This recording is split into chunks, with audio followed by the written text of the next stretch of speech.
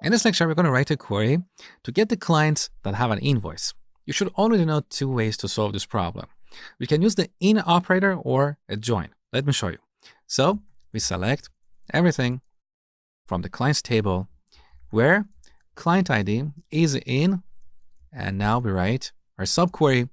We select the client ID from the invoices table. Now we could also apply the distinct keyword here. So we're only getting the clients that have an invoice in the invoices table, okay?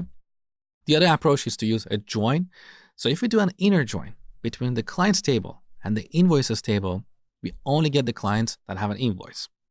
Now let me show you a third way to solve this problem using the exists operator. So in a new query window, I'm going to write the same query, but in a slightly different format.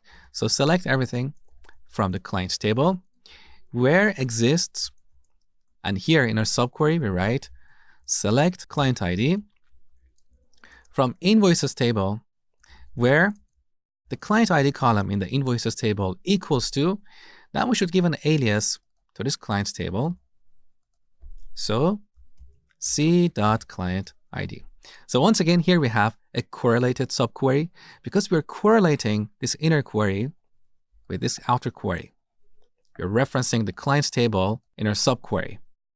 However, in our where clause, we are not referencing a column. We're using the exists operator to see if there is a row in the invoices table that matches this criteria. So when MySQL tries to execute this query, for each client in the clients table, it will check to see if there exists a record that matches this criteria. Now here's the difference between this query and the query that we wrote earlier. When we use the in operator, MySQL will execute this subquery and it will return the result to our where clause. Now in this particular case, that result is a list of 4 client IDs, right? So when MySQL executes our subquery, our main query will look like this. 1, 2, 3, 5. These are the client IDs that have an invoice.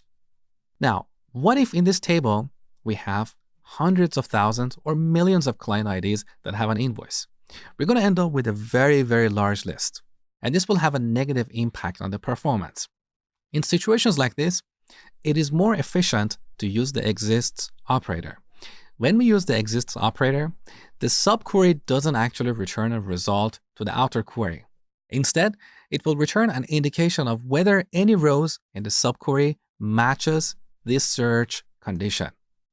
Do we have a client by this ID in the invoices table or not?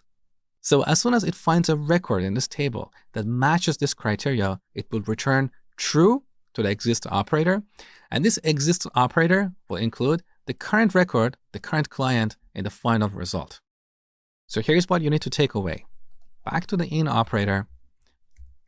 If the subquery that we wrote after the in operator produces a large result set, it is more efficient to use the exists operator. Because when we use the exists operator, the subquery doesn't actually return a result set to the outer query.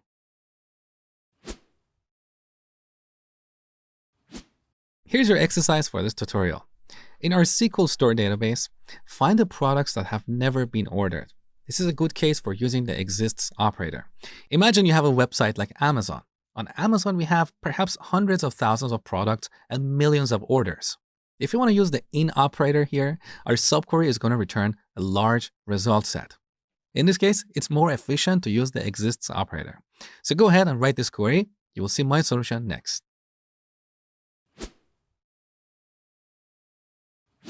All right, so first we're going to select everything from the products table where, now if you want to use the in operator, our where clause would look like this.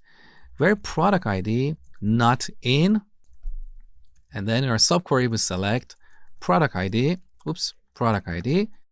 from the order items table. Let's execute the query. So product number 7 is the only product that has never been ordered. Now we want to rewrite this query using the exists operator. So we're going to change our where clause like this. Where not exists, so I'm using the not operator in addition to the exists operator. Now here we need to write a correlated subquery. So we give this table an alias like P, and then check to see if we have a product by this ID in the order items table.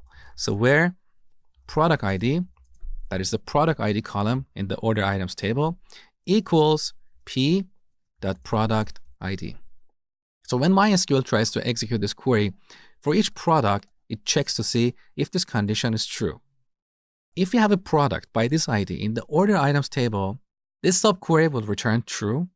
Now, because we have the not operator here, true will end up becoming false. So that record will not be included in the final result set.